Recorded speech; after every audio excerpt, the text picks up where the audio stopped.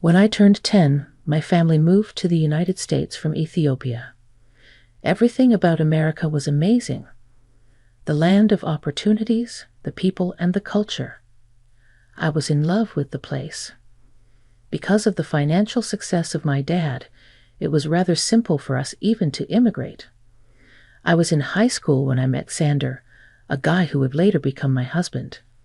We were on and off for a few years until I celebrated my 20th birthday. We finally decided to spend the rest of our lives together and see where that journey would take us. I was ecstatic. I was dying to be with him. There was one person who was less than enthralled about our plan, though. Olive, Sander's mom. For some reason, I had a feeling that her displeasure was more than just the anxiety of a mother seeing her son get married. The feeling was hard to shake, especially because some things she said and did were exactly microaggression. Sander did not care. He loved me for who I am and where I came from, not because his mother approved of it. So my then boyfriend Sander and I still got married even though Olive disapproved. I still remember our wedding with a bittersweet gut feeling. I did my best to concentrate on the love my husband, Alexander, and I felt for each other, while actively minimizing all the negative thoughts. However, in the succeeding days, Olive's apparent disfavor only became more and more noticeable. She would occasionally make some passing, snide comments about my cultural background and heritage, and it would always sting. I genuinely wanted to develop a good relationship with my mother-in-law, but it seemed an impossible task.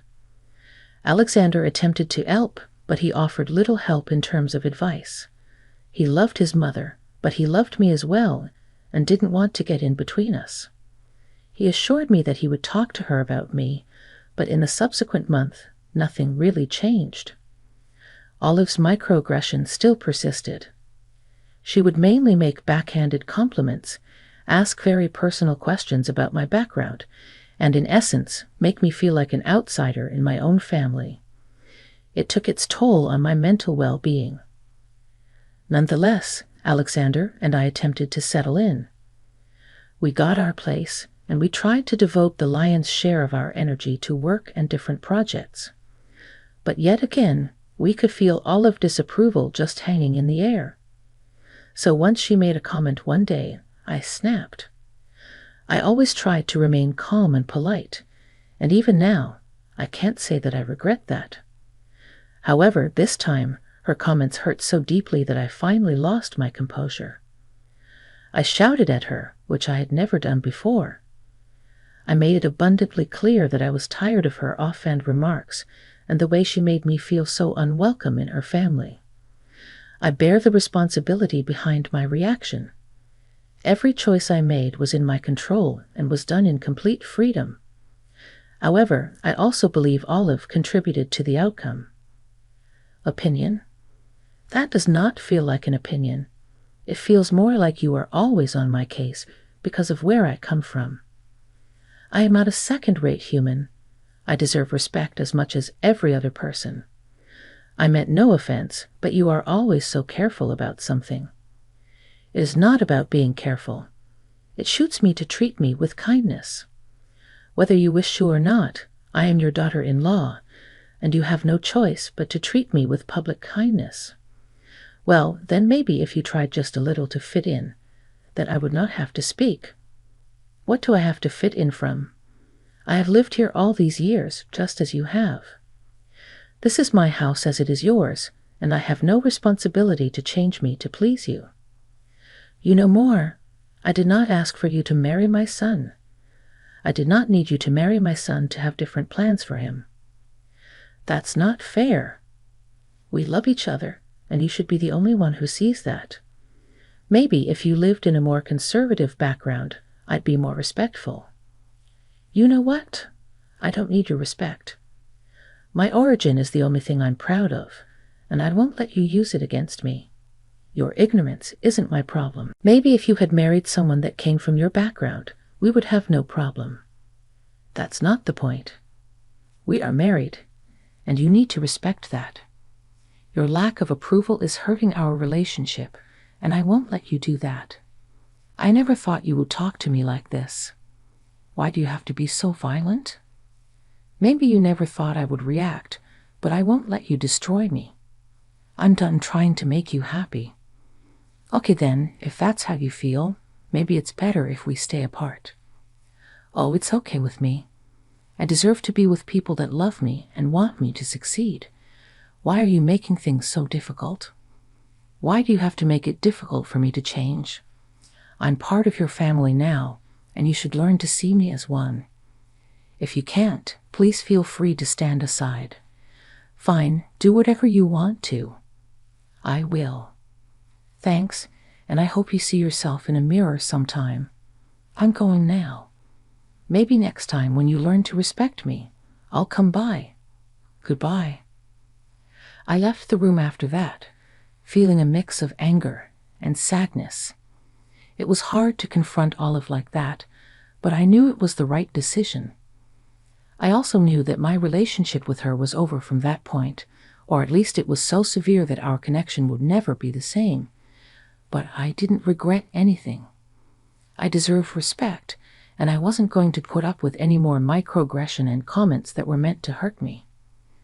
My marriage was my priority, and I was going to be happy with Xander, no matter what his mother thought.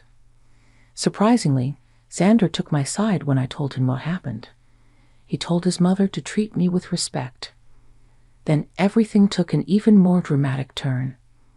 Olive said that if her son thought like that, she would disown him too. It was a shock for Xander. I could see it in his eyes. He was hurt. How could his mother want to disown her son because he chose to stand up for his wife? It was hard to watch, but on the other hand, it made us realize something important. We didn't have to put up with toxic people in our lives, even if they were our family. We deserved love and respect, and if someone wasn't able to offer it to us, then they didn't deserve our love in return. And as much as it hurt, it was ultimately a wake-up call for Xander. He realized that his mother's attitude and dislike towards me was holding him back from being happy. He didn't care about her disowning him anymore. He was going to live with me, and that was it. And those months have passed since Olive cut us out of her life, but Xander seems even more affected by his mother's decision. He still misses her despite everything she said and did. But I wanted to try and help him close that chapter of his life. I even let myself hope that maybe this can be the night when the two of them make peace after all. So I plotted a dinner date at Xander's favorite restaurant. However, as soon as I informed the maitre d' that I had a reservation, he understood who I was and the name on my ID and said my name got blacklisted. My ID and present name were in a database. Staring at him in disbelief, I asked to speak to his manager. And that's when I saw my mother-in-law. Not my real mother-in-law, but you know what I mean. It hadn't been idle all those months. It turned out she had also bought more assets. One of them turned out to be a small chain of family restaurants that includes Chili's, mine and Xander's beloved place. Coincidence? I think not. Seeing her smug face, I couldn't help but be taken aback. Well, what do we have here? I wouldn't imagine seeing you two at my workplace. Olive announced. She told us to leave. Xander tried to reason with her quietly at first, but soon he was shouting at her and at us. The restaurant staff seemed not to know what to do. They turned a blind eye to the scene happening next to the front door. Olive, Xander, and I found ourselves staring at each other with the door keeping us apart. Olive, we didn't come here to cause a ruckus. We want to have our dinner with you. Xander tried to talk with her, but she wasn't even thinking of listening. I wouldn't believe you two wanting to spend a quiet dinner in this place, she boasted, full of a grandeur. It's quite funny to see the two of you standing there begging me to let you in. What do you mean, Mom?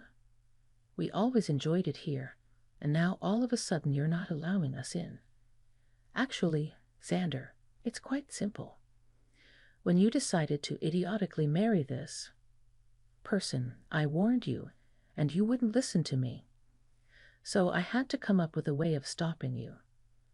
I can't have my son make such a stupid decision, so I guaranteed that my business was safe from your ineptitude. You're absolutely disgusting. You know that? You're intentionally set against us. Are you blacklisting us from your restaurant to get back at us for something, Sander? Please, grow up. I can't have someone like you involved with my name. This is insane, Mom. You're taking your prejudice over your son. You're the one who made this call, Sander. Don't put your own faults on me. By now, pretty much everybody in the restaurant had their eyes on us. It was mortifying to be kicked out of Chili's. Don't bother, Sander. Let's just go. You're right, Amara. She's just not worth it. Yeah, get out of here. No one here wants you. And so we did. We started walking down the street, not knowing where to go.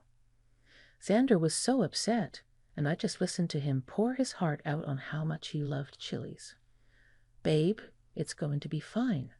Tell me all about it. I know it's just Chili's, but when I was young, my dad and I would go on regular days, order our favorite food, and sit by the window. It felt like we were king of the world during those days. It was where we could connect. I know, babe. What a wonderful memory. Can you believe Olive thinks it's okay to take it from you? And the worst thing is, she knows how much that place meant to me. What my dad meant to me. And just because she doesn't like that I married you, she's trying to ruin every good thing. That isn't right, Sander. You deserve something better. I wish I could make this all go away. It's just not fair that she's tearing this family apart. I thought families were supposed to build each other up, not break each other. It is hard to understand, but everyone has their own prejudices. Even when it comes to family, they can hold us back. You're right. I don't want to waste my time on her anymore. We've got each other, and that's all that matters. Champions. We say in a sing-song tone. We're getting through this, and hey, I have a surprise that might cheer you up a little. Oh, what is it? Well, I've heard that my dad owns the whole complex of buildings on this street, including Chili's. Wait, what? Why didn't you tell me that before? It was a recent deal with some investors, and I didn't know how it would all go down. I wanted to say it as a surprise when we were already sitting in the Chili to celebrate, you know. Amara, that's fantastic. Congratulations to him from me. Save this for later. Right now we have important work to do for your mom. What do you mean? I mean that my dad owns the complex, and he's the one who Olive's going to meet soon. He's in his office, that's 3 floors above ours. He's probably already read this document and isn't pleased. He's going to call Olive in his office, and you and I aren't going to have to deal with her again. Do you understand what I mean? I do, and I feel relieved. I decided to call my dad right now, and I put him on speaker so Sander could listen. I said everything, and I looked at how this affected Dad. He was not too happy. Don't worry one bit. I'll sort Olive, and I'll give her a hell of an earful too. 30 minutes, and let me deal with this personally, my dad said. I felt relieved and concerned at the same time hearing that from him. I was relieved because I knew he would handle the situation. However, I didn't want it to get messy. I wasn't that terrified for Olive. I was mostly worried, thinking how deadly my dad could get. He was an incredibly tough person to battle, and I knew he always hated to be unfair and cruel to his customers. Sander and I found ourselves standing and waiting for my dad to show up to Chili's. I didn't know how my father wanted the situation to turn out, but I was confident that he knew what he was doing. 1 moment passed by, and Dad walked in with a confident stride, and I knew something drastic was going to happen. He called for Olive, and the whole restaurant turned to see what was going on. She got out of the restaurant, looking all irritated, and that she could brush Dad off like she did to us. Dad tilted an eye on Olive. Sounds like you guys aren't keeping up with the latest news, Olive. Did they stutter when they announced the new owner of the third complex on Blue Street? Olive gave a surprised look that I will never forget. Dad grinned and said, "Well, that would be me. I'm the new owner, and let me tell you something. I've been a part of this joyous establishment for less than a week now, and I'm already getting terrible feedback about the way you and your management operate." Olive's face went white as she understood her mistake. I didn't mean to. Dad chuckled before cutting her off. "Well, then you should have stayed up to date on your emails and everything else that happened around you then, shouldn't you have? In any case, it's far too late for that kind of apology. I was thrilled to see Olive receive a taste of her own medicine. Xander stepped forward and declared, "You didn't have the right to treat us and Amara that way. We've always known that you've been a hateful person, but when it comes to owning an establishment, the first thing they should have taught you is that no one is discriminated against due to personal matters. You, as a manager, blatantly disregarded that, and I don't think you're the right fit for this place," I said with assurance. "Wait, I'm sorry. I didn't know," Olive pleaded. "Even if you didn't know that he owned the place, you should have put your bigotry aside and served us as rightful customers," Auntie said with a defiant tone. "Please, let's talk about this in the back," Olive pleaded. "No need. I'm sure these lovely people would like to know that the racist bigot who was managing Chili's is no longer part of the staff," Auntie coldly said. Everyone began murmuring louder than they already were. Olive looked so embarrassed.